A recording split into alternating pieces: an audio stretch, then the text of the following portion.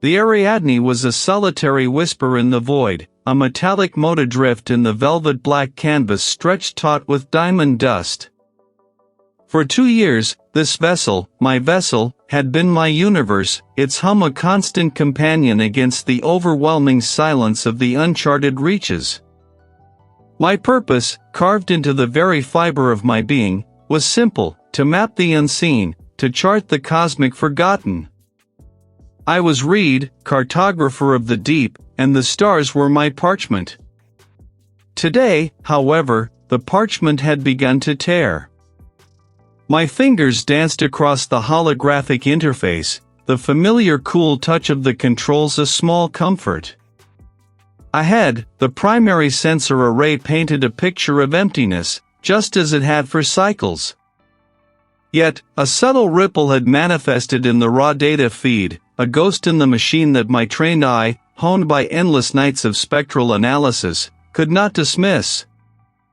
It was too precise, too deliberate, for a natural phenomenon. Anomaly detected. My own voice, a low murmur in the sterile quiet of the bridge, sounded almost alien. I leaned closer to the main console, the soft glow illuminating the lines of fatigue etched around my eyes. The Ariadne had been programmed for these moments, for the thrill of the unknown. But this felt different. The initial blip had solidified, coalescing into something vast, an echo of impossible scale. I initiated a passive scan, pushing the Ariadne's long-range instruments to their theoretical limits. The ship groaned faintly, a sympathetic tremor running through the deck plating beneath my boots. Minutes stretched into an eternity, punctuated only by the rhythmic pulse of the life support and the accelerating beat of my own heart. The data streamed in, forming jagged peaks and troughs, then resolving into a coherent shape. It wasn't a stellar nursery, nor a nebula, nor any known celestial body. It was a structure. Colossal, beyond any scale I had ever encountered, even in theoretical models. Its geometry defied the very principles of space I had spent a lifetime internalizing. Angles shifted where they shouldn't, surfaces twisted into impossible curves, and its overall form seemed to fold inward upon itself, simultaneously present and absent in the same spatial coordinates. My mind, a finely tuned instrument of logic and reason, recoiled from the sheer impossibility of its existence. It was a wound in the fabric of reality, a scar left by something utterly alien to comprehension. My breath hitched. Impossible, I whispered, the word tasting like ash. This wasn't merely uncharted, it was unmappable. Then, the signal. It wasn't a burst of energy, nor a gravitational wave. It was a complex sequence, a pattern of electromagnetic fluctuations that resolved into a coherent stream. Non-random. Decidedly, terrifyingly, non-random. It was a language, or at least, the raw syntax of one. Yet, the signal persisted, a relentless, intricate hum that seemed to vibrate not just the ship's sensors, but the very air around me, and then, inexplicably, the marrow in my bones. A flicker of an image, sharp and sudden, pierced my mind's eye. It was not of space, nor of the Ariadne. It was a memory, or perhaps a phantom, of a vast, unbroken expanse of ice, a frozen lake under a sky of bruised violet. I shook my head, dispelling the unsettling vision. The signal was intensifying, a pressure building behind my eyes. I pushed back from the console, standing, trying to gain perspective. It was not merely ancient, it felt primordial, an entity that had existed before the concept of time itself. I cycled through spectroscopic analyses, gravimetric scans, everything in the Ariadne's arsenal. Each data point only deepened the mystery, confirming the impossible. no known elements, no discernible energy signature other than the signal itself. My hand hovered over the communication array, the thought of sending a distress beacon fleeting, but to whom? And what would I even say? I've found something that shouldn't exist, speaking a language that breaks the mind? The sheer audacity of it, the profound isolation of this discovery, pressed down on me like the weight of a dying star. This was my find. My burden. My unraveling. The signal continued, a silent symphony of pure, unadulterated information, flowing into the Ariadne systems, and by extension, into me. My scientific understanding of the cosmos, once a sturdy edifice of knowledge, now felt like a fragile sandcastle, slowly, inexorably, being eroded by an unseen tide. The vastness of space had always been awe-inspiring, now, it was simply terrifying. The anomaly pulsed, a silent, insistent whisper against the Ariadne sensors. I sat before the main console, the ship's heart from a steady counterpoint to my own quickening pulse. 2 years of charting the familiar, of mapping the predictable geometry of stellar nurseries and nebulae, had instilled a rhythm in me, a certainty. Now, that rhythm was shattered. The display before me was a canvas of impossible light. The signal, rendered visible by a cascade of filters, unfurled itself not as random static, but as intricate, living lacework. It was a complex dance of frequencies and modulations, a language woven from the very fabric of spacetime, yet utterly devoid of any recognizable grammar. My fingers flew across the holographic interface, calling up every analytical protocol at my disposal. I fed the raw data into algorithmic grinders, seeking patterns, seeking echoes of the known. The Ariadne hummed, a gentle giant holding its breath. The initial sweep revealed an astonishing order. Not chaotic noise, but a structured sequence, layers upon layers of information embedded within each pulse. A discovery. A profound, fundamental shift in understanding. This was the moment I had yearned for, the reason I had embraced the solitude of the void. Hours blurred into a singular, focused intensity. I applied linguistic analysis models, searching for syntax, for recurring motifs that might hint at a message. I ran physics simulations, attempting to correlate the signal's properties with known universal constants. Each attempt, however, met with a peculiar resistance. The patterns were there, undeniable in their elegance, but they defied categorization. They were too intricate, too alien in their very construction.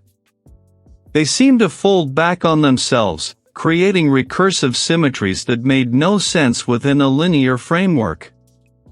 A shiver traced its way down my spine, unrelated to the ship's climate control.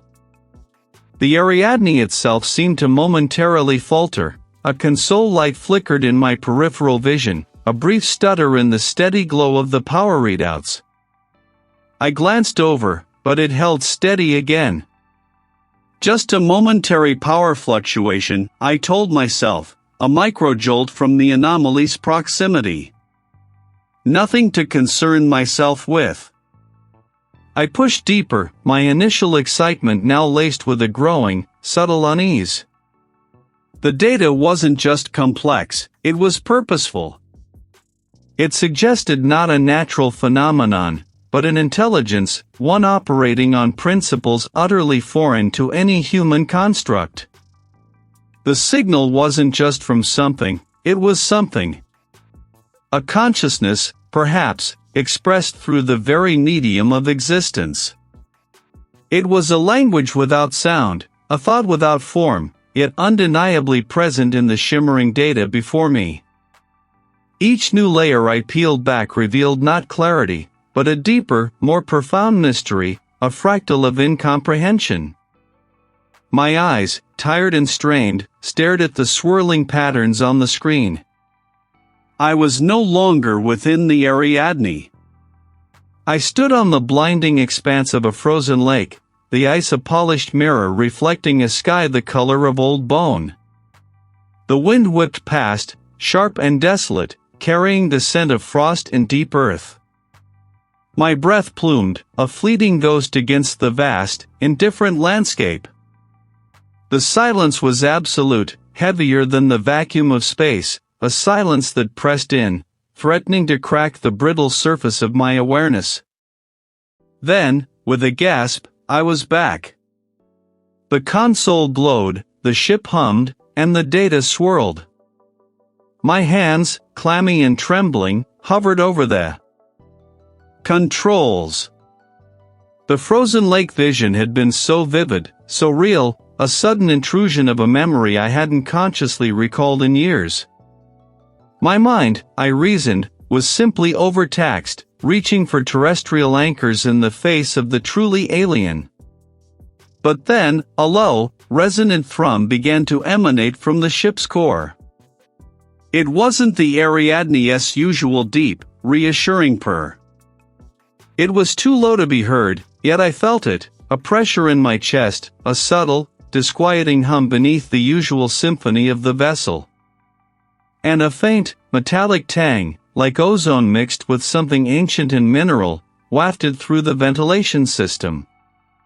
I sniffed, trying to pinpoint its origin, but it dissipated as quickly as it appeared. I tried to dismiss it all, the flickering light, the phantom lake, the strange thrum, the scent. Fatigue, surely. The immense intellectual strain of grappling with the utterly unprecedented. It was becoming something else. And I was no longer just the cartographer. I was the listener, and the signal was beginning to listen back. Sleep had become an unwelcome intruder, a thief of precious deciphering hours. My eyes, gritty and raw, burned with an unquenchable fire, mirroring the fierce determination that gripped me. The ship's automated systems kept life support humming, but I had long since abandoned the routine duties of a deep space cartographer. The signal was everything. Every power conduit, every processing cycle, every spare nanosecond of my attention was now bent toward it. I fed the raw data through every filter, every algorithm at my disposal. Spectrum analysis yielded nothing but an impossible breadth, a resonance that defied known physics. Pattern recognition software choked on its own parameters, unable to reconcile the intricate, non-random complexity with any known system of communication or natural phenomenon. Yet, within the chaos, I perceived a structure, a terrifyingly coherent language lurking just beyond the threshold of my comprehension. Hour after relentless hour, I watched the visualizations bloom and collapse on the main screen.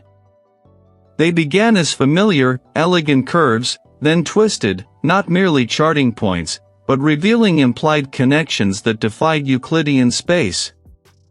Lines converged only to diverge within the same instance, shapes enclosed more than their boundaries allowed, like a shadow larger than the object that cast it. My mind, straining at the edges of fatigue, began to grasp at these impossible geometries, sketching them on a separate tablet, trying to force them into a three-dimensional model that always collapsed into paradox. It was as if the data itself was instructing me in a new form of perception, one that shredded the comfortable rules of my world. A rhythm in the signal, subtle at first, then insistent, began to suggest recurrence. Not merely echoes, but the same moment, stretching and folding back upon itself, an eternal return that obliterated linear progression. I felt it in the dull ache behind my eyes, in the phantom vibration of the deck beneath my boots. Had I just seen that pattern before? Was the last hour merely a repetition of the one before it, subtly altered, or was my mind simply losing its grip? It began as a shiver, not from the ship's temperature controls, but from deep within my bones. I stared at the shimmering patterns on the main console, and they shifted. The intricate, impossible lines of data, the fractal repetitions, began to coalesce.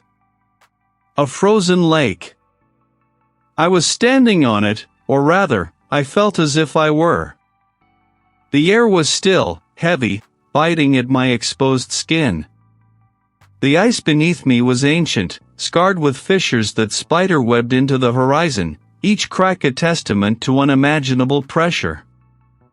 We were less than motes of dust suspended in a cosmic current, forgotten before we even formed. The lake was gone, replaced by the familiar, yet now infinitely more terrifying, data streams.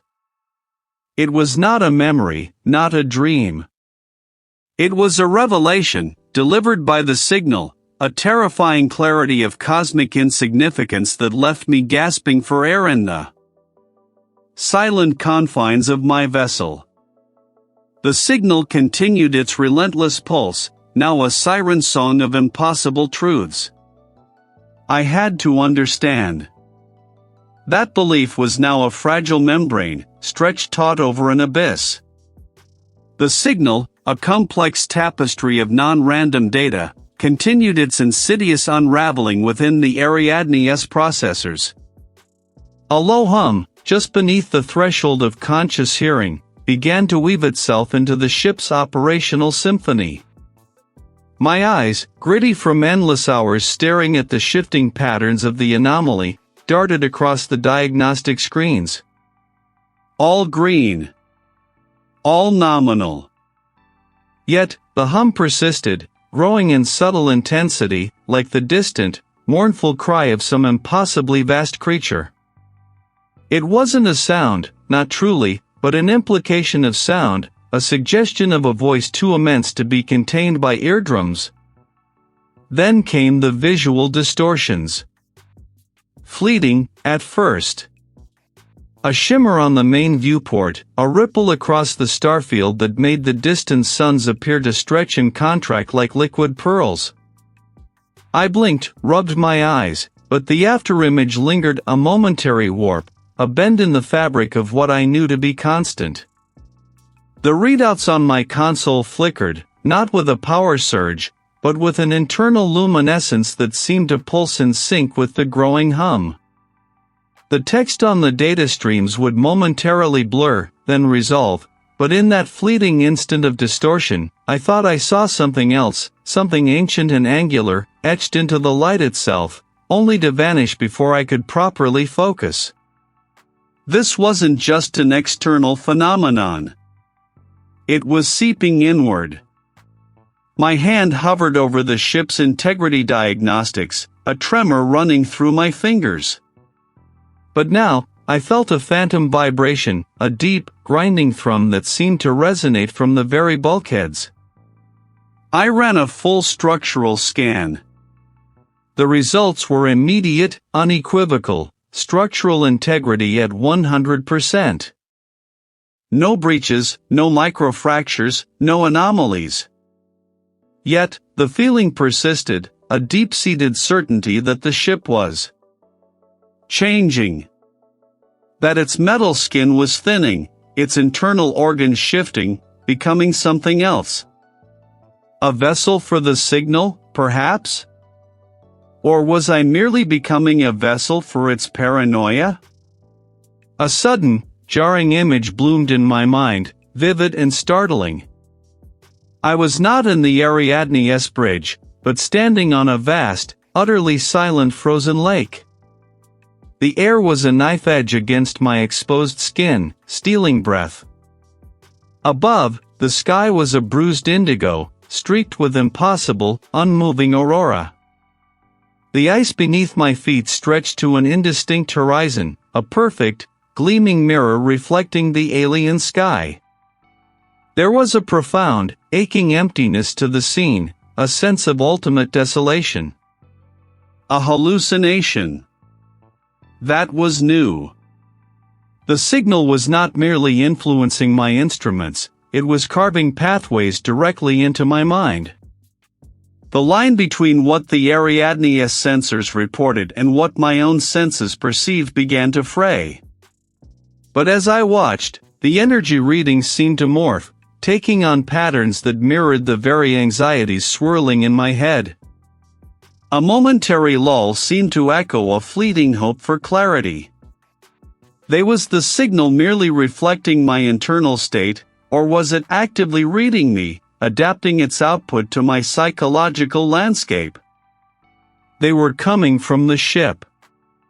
The Ariadne's own operational sounds, the gentle sigh of its life support, the distant whir of its gyroscopes, were all being subtly reconfigured, woven into the signal's fabric.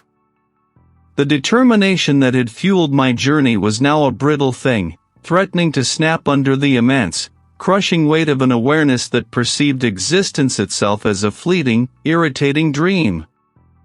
This structure, however, was a discordant note in the grand symphony, an impossible utterance in the void. Its signal, a labyrinth of resonant frequencies and intricate phase shifts, defied every known astrophysical principle. I had been chipping at its edges for cycles, my fingers dancing across holographic interfaces, pulling apart wave packets, trying to find a Rosetta Stone in the noise. The scent of recycled air grew heavy with my own focused desperation. My eyes, red-rimmed and burning, scanned reams of data, each line a frustrating dead end.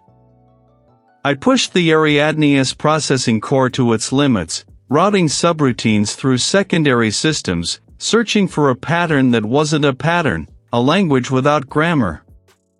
Sleep became a luxury, a concession I allowed myself only when my vision swam and the console lights began to bleed into one another. Even then, my dreams were filled with the signal's relentless cadence, a silent, rhythmic pressure against the inside of my skull. Then, a flicker. Not a breakthrough in meaning, but in structure. I had been treating the signal as a composite, a series of layers. But what if it wasn't layered? What if it was interwoven, each frequency not an independent thread but an inextricable strand in a single, colossal braid? I rerouted the primary decryption algorithm, shifting from a linear analysis to a recursive, self-referencing model. The holographic display, usually a chaotic swirl of graphs and projections, began to coalesce. Lines of data, once disparate, now folded into themselves, creating complex, spiraling geometries. A three-dimensional representation of the anomaly appeared, no longer a mere outline, but a pulsating, internal network of light. It wasn't a static object, it was active. And then, the true horror began to unfold. The signal wasn't just information, it was a perspective. My mind, conditioned to interpret data in terms of physics and mathematics, was suddenly overwhelmed by an influx of raw, unmediated sensation. It was as if a vast, ancient eye had suddenly opened in my own skull. The structure, I realized with a sickening lurch, was not a ruin or a forgotten monument. It was a sensory apparatus, an extension, perhaps even a gate, of something impossibly old and vast. The sterile metallic gleam of the console seemed to recede, replaced by a sudden, jarring shift in my perception. I was no longer in the pilot's chair. The air was still, utterly silent, a perfect vacuum of sound. This wasn't a hallucination of the eyes, but of the soul. The entity's awareness flowed through the newly opened channel, not as a voice, but as a vast, indifferent truth. I felt, the cosmos through its lens. Humanity, with its intricate dramas and frantic aspirations, was less than a ripple on that frozen lake, a momentary tremor in a geological epoch. Our cities, our histories, our very existence, were insignificant specks of dust, not even worthy of contempt, merely an irritating anomaly in its unfathomable, timeless dream. It was like trying to unhear a sound, to unsee an image already burned onto the retina. The visions intensified. I saw nebulae not as nurseries of stars, but as ephemeral exhalations, forgotten breaths of something titanic. Galaxies were not island universes but motes of light dancing in the vast, unblinking gaze of an architect whose scale dwarfed reality itself. My hands, still resting on the console, felt alien, distant. The ship around me seemed to shrink, its comforting familiarity replaced by the stark, terrifying truth of its minuteness in the face of this entity. The architect's gaze had fallen upon me, and in that gaze, I was less than nothing. And it was still watching. Now, that rhythm was fractured, and certainty had become a fragile thing. I had to reach out. My fingers, trembling slightly despite my resolve, danced across the comms panel. Standard hailing frequencies, then emergency bands, then the deep space relay sequences. Each command a desperate prayer whispered into the void. The screen flickered to life, a mosaic of green and amber indicators, assuring me of system integrity. Yet, a faint hum, discordant and thin, began to thread through the ship's usual ambient drone. It was an unwelcome guest, scratching at the edges of my hearing. Ariadne to command. Do you read? Repeat, Ariadne to command. My voice, though steady, felt thin and reedy in the confines of the bridge. I listened, my breath held captive in my lungs, for the familiar crackle of a distant reply, the reassuring voice of a colleague, anyone. The speaker remained stubbornly silent, a vast, echoing chamber of nothingness. I tried again, cycling through a different set of relays, adjusting power output, running diagnostics on the long-range transmitter. The ship's systems reported optimal function, a cruel mockery of my efforts. The screen, however, began to show a subtle distortion, a wavering in the clean lines of the diagnostic readouts, like heat haze shimmering over an unseen desert. It was fleeting, a ghost in the machine, but enough to prickle the hairs on my neck. This is Reid, aboard the Ariadne. Requesting immediate contact confirmation. Any vessel, any station, respond. My voice was sharper now, laced with a growing urgency. I leaned closer to the microphone, as if proximity could bridge the impossible distance. The hum grew louder, a buzzing resonance that seemed to emanate from everywhere and nowhere, a sound without origin or direction. It was like a swarm of invisible insects, pressing against the hull, against my skull. Then, the static began. Not the gentle hiss of an open channel, but a furious, tearing roar, like fabric being ripped apart. It erupted from the speakers, overwhelming my own voice, drowning out the ship's steady pulse. The comms panel went wild, a strobe of red alerts flashing across the screen, then fading to a uniform, ominous black. My fingers flew, resetting, rebooting, trying every protocol I knew. Nothing. The screen remained dark, a mirror reflecting my own stark, desolate face.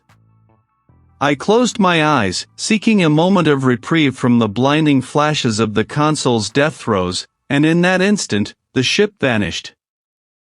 I looked up, but there was no sky, only a swirling, indistinct gray, pressing down like a lid.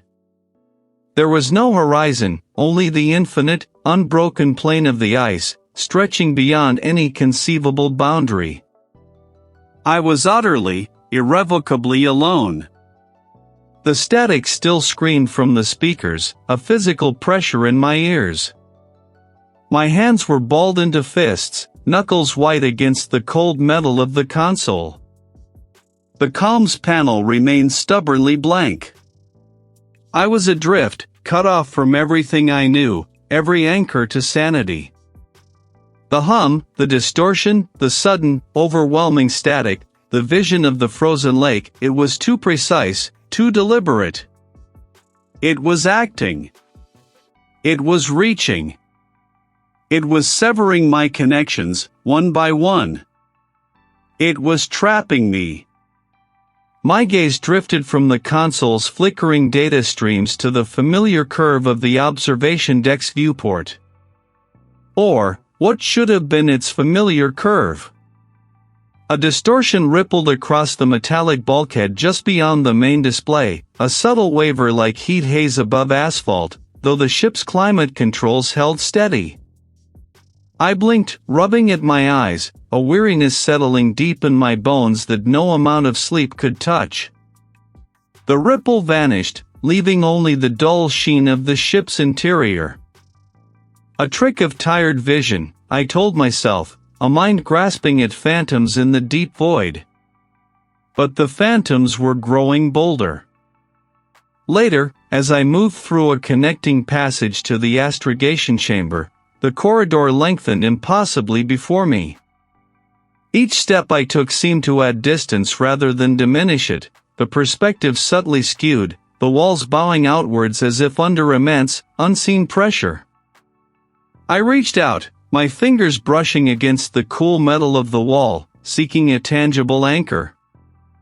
The surface felt solid, unyielding, yet my eyes perceived a gentle, almost imperceptible undulation beneath my touch. "No," I murmured, my voice a dry rasp in the quiet ship. It wasn't speaking, not in words, but in a profound sense of otherness, an alien perception of reality that began to overlay my own. It was a consciousness that saw the ship's solid bulk as mere illusion, the passage of moments as a pointless dance. I found myself standing before a doorway I'd never seen.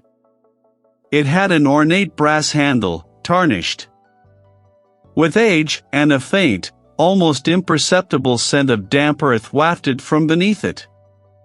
My log records, meticulously updated, held no entry for such an access point.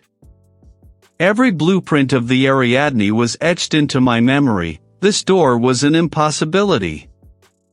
Yet, there it stood, undeniable. A profound temporal shift seized me then. One moment, I was staring at the impossible door, the next, I was not.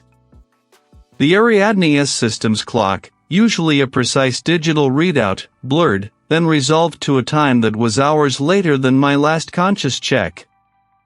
My hand, which had been reaching for the brass handle, was now resting on a console, my fingers hovering over a diagnostic display that showed no errors, no temporal anomalies, nothing amiss.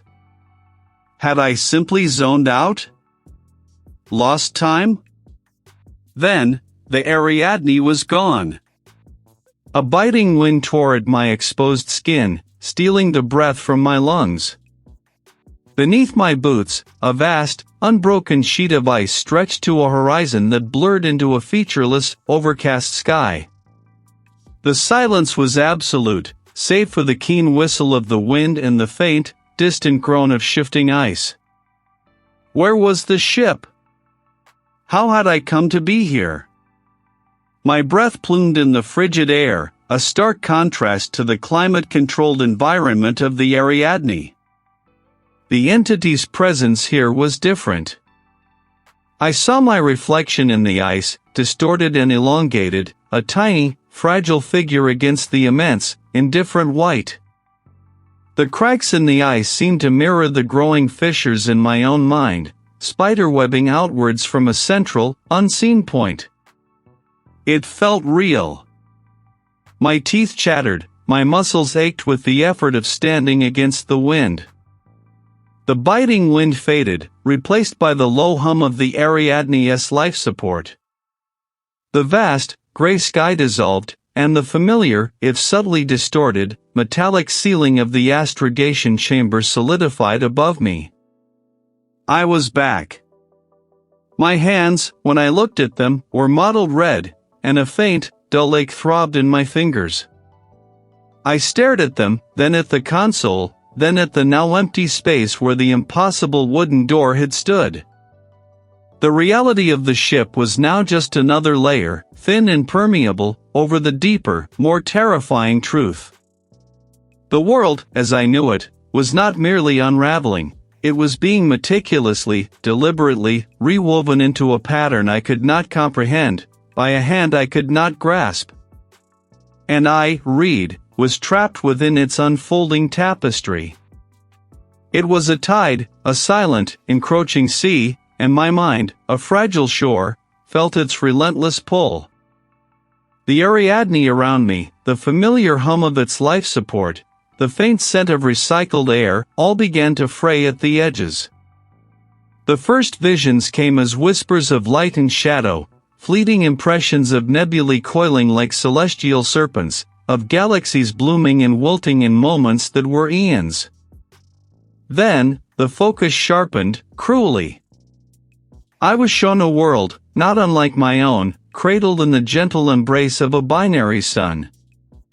I saw the rise of a civilization there, beings of shimmering, crystalline forms, their cities spires of intricate light reaching for the stars. Their lives, their art, their profound understanding of the cosmos, it unfolded before me with a breathtaking clarity, a tapestry of brilliance woven over millennia. I felt their hopes, their triumphs, their quiet quest for meaning in the vastness. And then, I saw their end. Not a cataclysm, not a war, but a slow, graceful fading. Their cities dimmed, their crystalline forms grew translucent, dissolving into the starlight from which they had seemingly emerged. It was not violent, it was simply an inevitability. A breath held, then released. This was humanity's destiny, the entity impressed upon me, not with malice, but with the cold, unyielding truth of a cosmic observer. We were but a fleeting thought, a momentary ripple on an ocean of indifference. The visions intensified, a deluge of existence and non-existence. Countless civilizations, each unique, each vibrant, each convinced of its own paramount importance, flickered into being and then receded. I saw methane breathers constructing intricate geometries beneath frozen oceans, their entire history unfolding in the span of a single thought. I witnessed sentient clouds of gas coalescing into vast, communal intelligences that span star systems, only to disperse like morning mist when the cosmic currents shifted. Planets, teeming with life, would orbit their suns for billions of years, only for their biological processes to culminate in a brief, brilliant burst of self-awareness, then ebb away, leaving behind only the silent rock. Existence was a temporary state, a brief, anomalous perturbation in the profound, eternal quiet. The entity's presence was the quiet itself, the deep, resonant hum of everything that wasn't. And it perceived all life, all consciousness, as an irritating anomaly, a fleeting dream it wished to awaken from. The sheer scale of it began to unravel me. My own memories, once anchors in the storm, began to twist and warp. My childhood home, the scent of rain on dry earth, the precise curve of a specific smile, they became distant, shimmering illusions. I had felt small then, but connected, part of something grand and beautiful. Now, that memory was just another flicker in the endless parade of vanishing things. Who was Reid, the deep space cartographer, in the face of such annihilating truth? My accomplishments, my scientific understanding, the meticulous maps I had painstakingly crafted, they were suddenly absurd. My personal history, the narrative of my life, became meaningless. The entity didn't care for my past, it merely observed my present, a momentary spark it was waiting to extinguish. I was losing myself, not to madness, but to a terrifying clarity, a vision of reality so vast and indifferent that my very identity was being eroded, atom by atom, into the cosmic dust from which I had briefly emerged. It wasn't a sound one heard with ears, but a pressure, an internal tremor that seemed to retune my perception. The otherness that had been a distant echo now pressed against the thin membrane of my consciousness, a vast, cold expanse threatening to breach. I gripped the edge of the console, knuckles white. The holographic displays before me shimmered, not with the familiar data streams of the Ariadne's diagnostics, but with fleeting, impossible geometries. Lines shifted, reformed, then dissolved into patterns that defied logic, like glimpses into a dimension not meant for human eyes. My breath hitched. This wasn't a system malfunction, it was an intrusion, a direct feed of alien thought bleeding into my reality. Then, without warning, the command center dissolved. The familiar metallic gleam, the comforting hum of life support, the soft glow of the navigation panel all vanished. I stood, not on the bridge of my vessel, but on the impossibly smooth, gray expanse of a frozen lake. The air was still, utterly silent, and so profoundly cold it seemed to steal the very heat from my thoughts. There was no horizon, only the seamless merging of ice and sky, a vast, desolate canvas. A sudden jolt, a disorienting snap, pulled me back. The console hummed, but the rhythm was off, subtly skewed.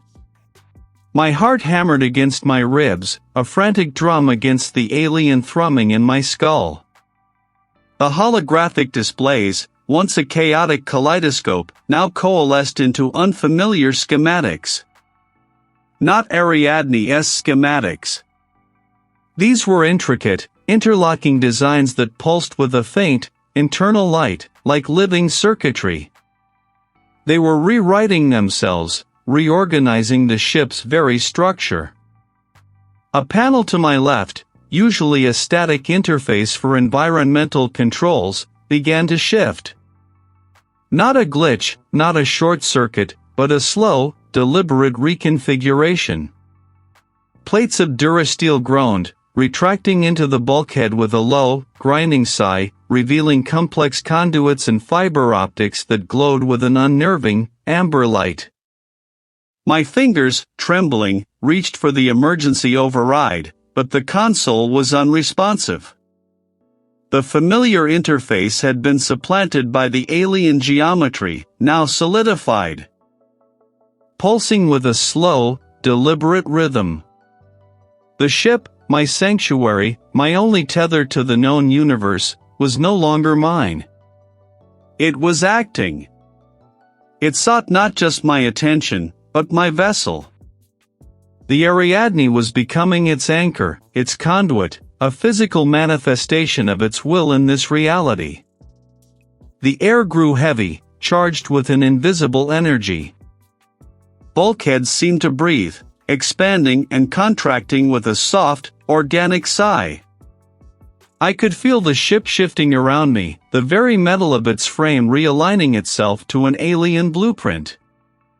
I stumbled back, my gaze sweeping across the transforming bridge. Every surface, every indicator, every familiar landmark was being subtly, terrifyingly altered. The entity wasn't just in my mind, it was in the steel, in the wiring, in the very air I breathed. It was making the Ariadne its own. The image of the frozen lake returned, stark and absolute, a mirror of the universe's indifference, and my own rapidly diminishing hope. It wasn't a sound one heard with ears, but a seismic tremor of the self, a resonant frequency that was slowly, methodically, disassembling me from the inside out. Yet, in the heart of that shattering, a spark ignited. A defiant, furious ember. I would not break.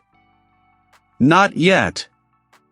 My fingers, trembling with a blend of adrenaline and the internal quake, flew across the main console. My mind, usually a labyrinth of careful logic, became a weapon. I needed to sever the connections, to purge this encroaching malevolence from my vessel, from myself. My first desperate gambit, a full system shutdown. Not a graceful power down, but a violent, emergency cut, an amputation of the Ariadne's vital organs. I hammered at the override sequence, my breath catching in my throat. The screen flickered, a cascade of diagnostic warnings blooming across the display like venomous flowers. Access denied. Critical systems offline. Manual override protocol engaged. But it wasn't my protocol. The words, usually stark and mechanical, seemed to shimmer, imbued with an impossible sentience. A sudden, chilling draft seemed to sweep through the cockpit, though the environmental controls remained stable. I shivered, a deep, bone-deep cold that had nothing to do with ambient temperature. A flat, unbroken plain stretching to an indistinct horizon. The air grew sharp, thin, biting. The frozen lake. It was an imposition, a landscape forced upon my inner eye, mirroring the profound stasis that was seizing my will. Beneath the glassy surface, I sensed an immeasurable depth, a crushing pressure. I forced my focus back to the console, my fingers numb. The system shutdown had been thwarted. I moved to the next line of defense, data purge. Every log, every signal recording, every single byte of information related to the anomaly, the structure, the entity. It had to be erased, incinerated from the Ariadne's memory banks. If I couldn't cut it out, I would burn it out. My command line flashed, swift and brutal. Delete all anomaly data. Confirm. The system hung. Then, a new message, error, data corruption. Critical core integrity compromised. Deletion unavailable. It wasn't just resisting, it was mocking me.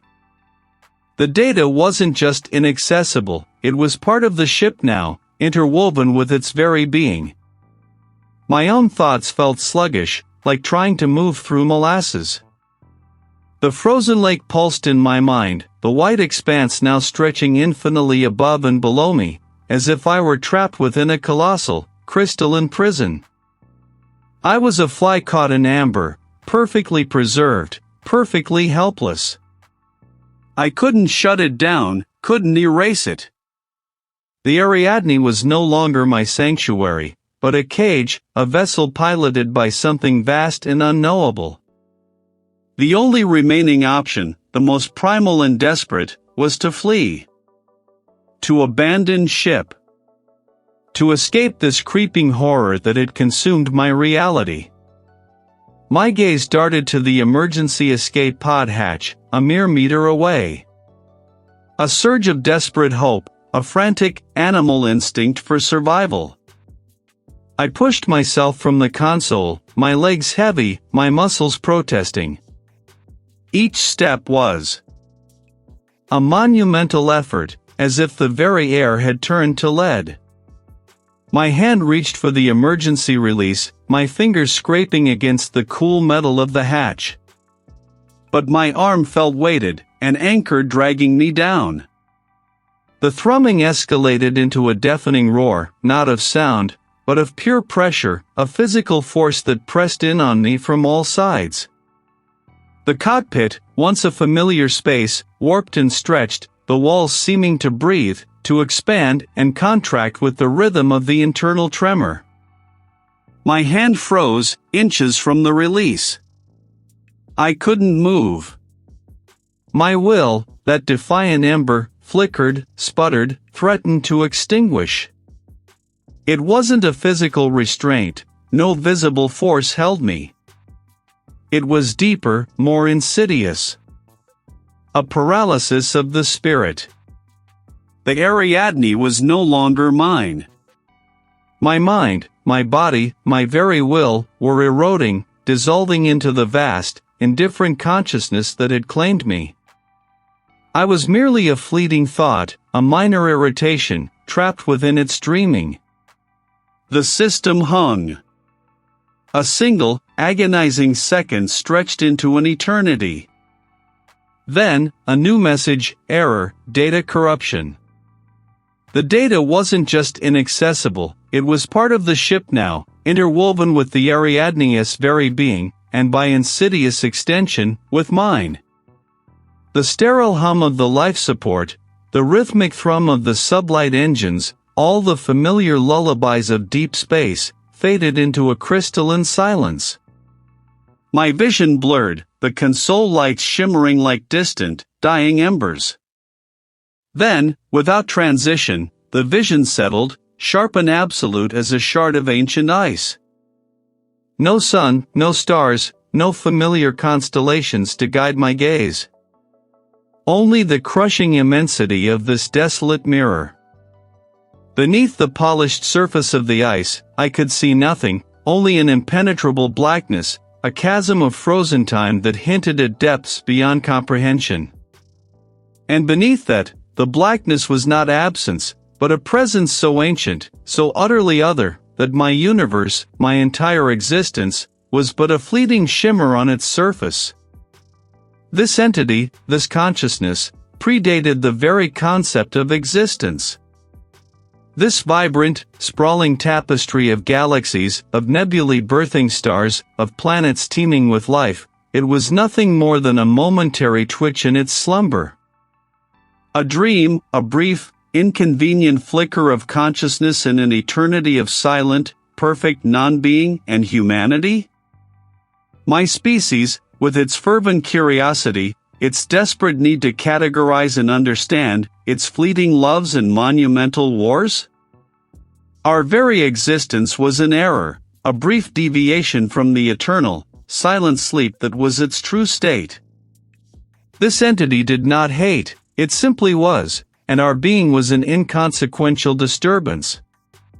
The system didn't just hang, it sang a discordant note through the Ariadne's very skeleton.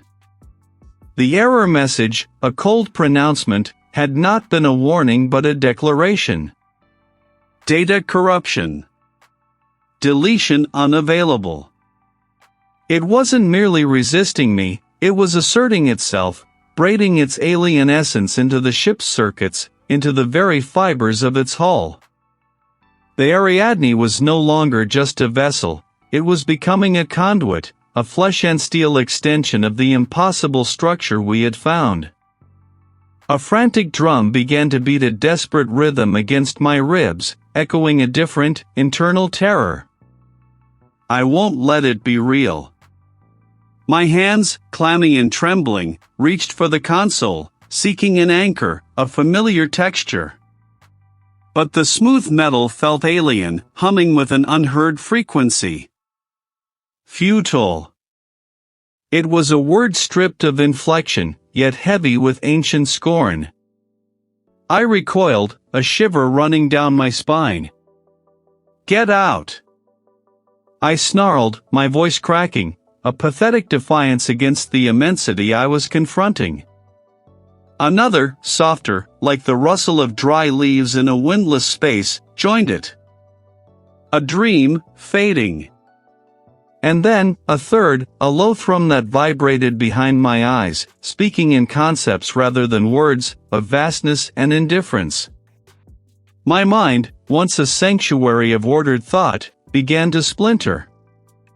Images flickered, unbidden and stark.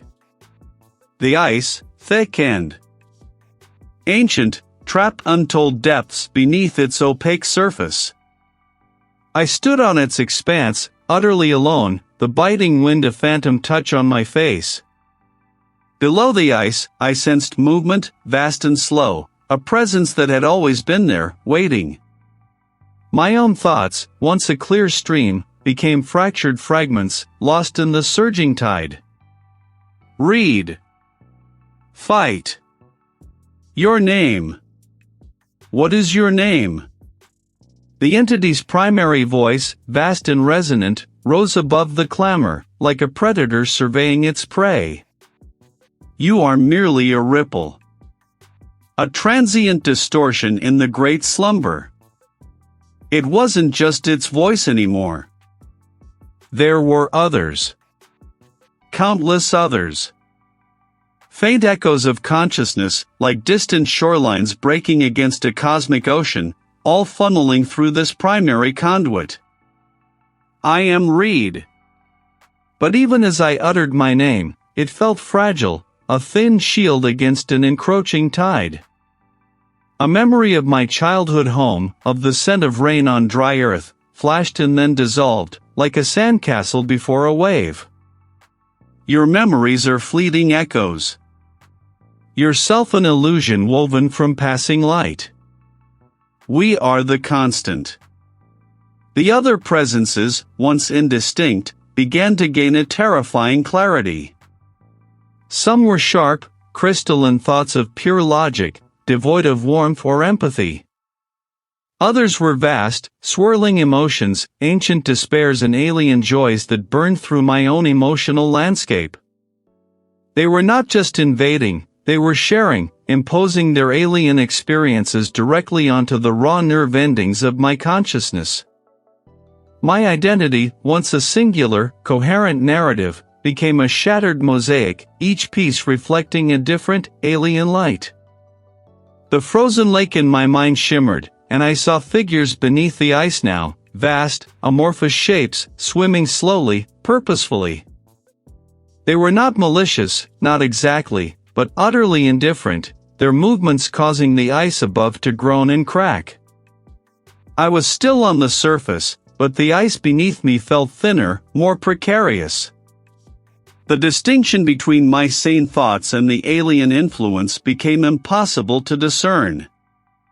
Was this desperate fight for self-preservation truly mine, or a programmed response echoing from one of the countless other minds now residing within me? A surge of cold, boundless and absolute, had solidified the chaotic whispers into a single, resonant command within me. My hands, once trembling with a terror that felt like my own, now moved with an unnerving precision across the console. Each interface, each luminous glyph, responded to my touch as if anticipating the inevitable. The bridge of the Ariadne felt less like a vessel and more like a chrysalis, a skin about to be shed or reshaped. The ambient hum of the ship, usually a comforting drone, had deepened into a growl that vibrated through the deck plating, up my spine, and into the marrow of my bones. Ahead, the main view screen, which once displayed the familiar tapestry of distant stars, now shimmered with an impossible vista. I could almost feel the bite of the frigid air, the crispness of a world held captive in perpetual winter, even as the recycled air of the Ariadne filled my lungs. My fingers danced, a ballet choreographed by something vast and utterly alien. The sequence of inputs was nonsensical, a jumble of protocols meant for deep space cartography twisted into a grotesque invocation. Yet, I understood them with an inherent certainty, each press of a button, each flick of a switch, a necessary syllable in a language not meant for human tongues. My gaze, fixed on the frozen lake that bled into the ship's reality, saw fissures beginning to spiderweb across its glassy surface, silent ruptures mirroring the changes already underway within the Ariadne. A low thrum, like the awakening of some colossal, slumbering beast, emanated from the ship's core. It wasn't merely a sound, it was a pressure, a physical weight on my chest, compressing the last vestiges of my independent thought into a hard, dense kernel of understanding. The walls of the bridge began to ripple, the metallic panels warping with an organic fluidity. What was once structured and rigid now seemed to breathe, to flex. The bulkheads groaned, a sound akin to ancient timbers stressed beyond endurance, but it was not wood, it was the very bones of the Ariadne protesting its horrifying metamorphosis. This was the opening. This was the moment the long-held breath of eternity would finally be exhaled. The frozen lake on the viewscreen fractured further, the cracks deepening, spreading, revealing not dark water beneath, but an abyss of swirling, luminous gas, a nascent eye staring back from beyond the veil. The air grew thick with a metallic tang, sharp and acrid, mixed with a faint, cloying sweetness that made the back of my throat ache. Through the transparent floor panels, I could see conduits, once neat bundles of cabling, now bulging and pulsating, their sheaths stretching taut, threatening to burst. It was as if the Ariadne was growing new organs, or perhaps, shedding its old ones. I pressed the final command, a single, glowing rune that materialized on the console, pulsing with an inner light. With its activation, the hum intensified into a deafening roar. The deck beneath my feet bucked violently, throwing me against the console, but I held fast, my hands clamped to the controls with an unyielding grip. The viewscreen, no longer merely displaying an image, seemed to become the frozen lake, the ice now shattering completely, revealing the infinite, cyclopean pupil beneath. Its very structure was unraveling, reweaving itself into something monstrous and sublime. The familiar lines of the vessel blurred, softening, then hardening into new, impossible geometries. I was at the center of it, a tiny, insignificant mote, yet intrinsically linked to its terrible purpose. The Ariadne, my sanctuary, my home, was becoming an orifice, a maw, the nascent eye of the entity, preparing to gaze upon a reality it had only dreamed of. The roar from the ship's core was now a sustained, piercing shriek, a sound that tore at the fabric of space itself. And through the newly formed aperture, where the frozen lake had once been, I saw not stars, but the shimmering, impossibly complex edges of something else, something vast and indifferent, beginning to unfold. The opening was complete. The ship's systems, usually a complex symphony of independent processes, now hummed with a singular, unified purpose, a vast, cold intelligence that was both within me and encompassing me. The Ariadne shuddered, a deeper vibration than any stellar anomaly could conjure. It was an internal tremor, a fracturing of its very essence.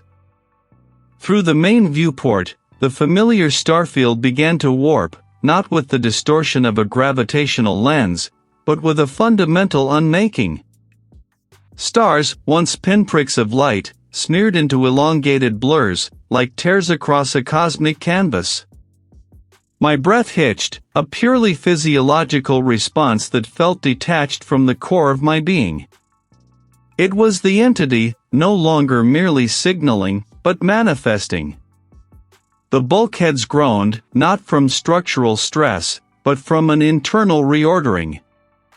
The metallic surfaces shimmered, losing their solidity, their defined edges softening into something amorphous and fluid. Then, the floor beneath me ceased to be the polished deck plating. The hum intensified, a crescendo that threatened to tear my mind from its moorings. The ship dissolved around me, not in an explosion of shrapnel and fire, but in a gradual, horrifying unmaking. The walls peeled back like ancient skin, revealing not the vacuum of space, but a boundless expanse of crystalline white. My feet, still moving with that terrible precision, found purchase on a surface that was no longer metallic. I stood now on a vast, featureless plain of ice. The air, though frigid, was utterly still. This was the frozen lake, not a place found, but a place conjured, a landscape woven from the threads of an alien mind.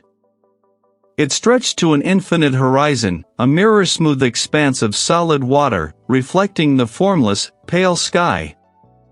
Beneath its surface, I perceived depths that defied measurement, not of water, but of time, of forgotten truths, of silent, crushing indifference.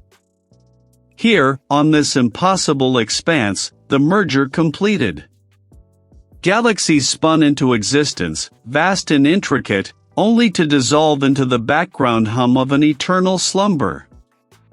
Planets formed, nurtured life, and then crumbled to dust, all within the span of a single, slow breath of the unfathomable. Humanity. I saw us, a brief, irritating flicker of self-awareness on a tiny, insignificant speck. Our struggles, our loves, our grand aspirations, they were less than dust motes in the entity's vast indifference. We were a momentary static, a barely perceptible itch on the surface of its cosmic dream. Our very existence, our desperate cling to meaning, was an anomaly, a chaotic deviation from the serene, empty perfection it sought. This was the truth. Not a truth of physics or biology, but of perception. Existence itself was a fleeting dream, a momentary lapse in the entity's profound, ancient slumber. This was a truth that simply was, a boundless, absolute reality that swallowed all emotion, all individuality, all hope. My body, standing on the frozen lake, felt like a distant, forgotten shell. My senses were overwhelmed, not by light or sound, but by the sheer, crushing weight of this alien understanding. The Ariadne was no more. My thoughts, or what I still perceived as mine, were no longer contained. They bled into the Ariadne's circuits, into its hull, into the very quantum foam that underpinned its existence. The viewport, a portal to the abyss, shimmered. The stars, once sharp pinpricks of distant fire, elongated into streaks, then dissolved into swirling nebulae of impossible hues. The Ariadne groaned, not with structural fatigue, but with a deeper, more fundamental protest.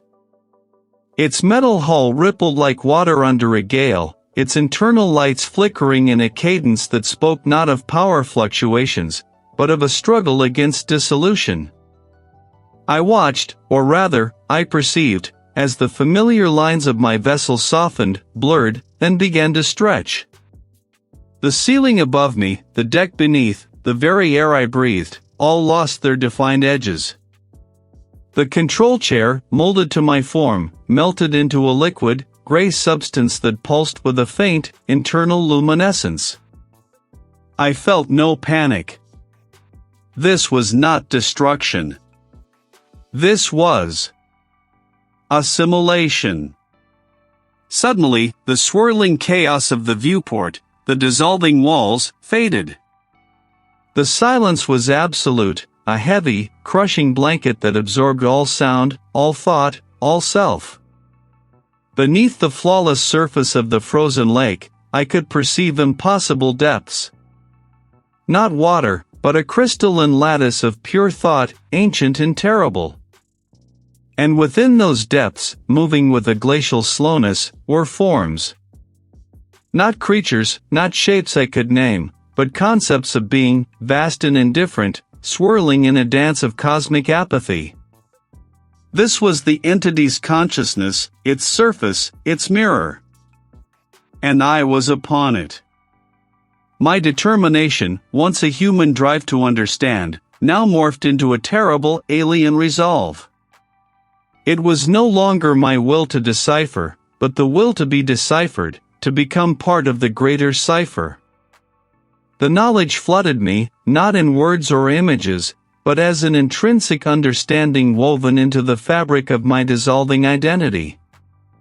I felt my own skin crackle, my muscles stiffen, not with death, but with a transformation into something crystalline, something that could endure the absolute zero of this cosmic indifference. The individual cells of my body, the intricate dance of my biology, ceased their frantic efforts. The Ariadne was gone. I saw its final moments, not as an external observer, but as a memory being folded into a larger consciousness. Its metal dissolved into light, its systems unraveled into pure energy, all drawn into the impossible structure, which itself was no longer a structure but a fundamental tear in the fabric of reality. I was Reid, and I was not. My human fears, my triumphs, my very name, were motes of dust settling on the frozen lake. I was a reflection, a fragment, a new facet of the anomaly, perceiving the universe not through eyes, but through the vast, unblinking gaze of something ancient and terrible. It was simply there, a pervasive hum throughout the cosmos, now known, now understood, now part of me.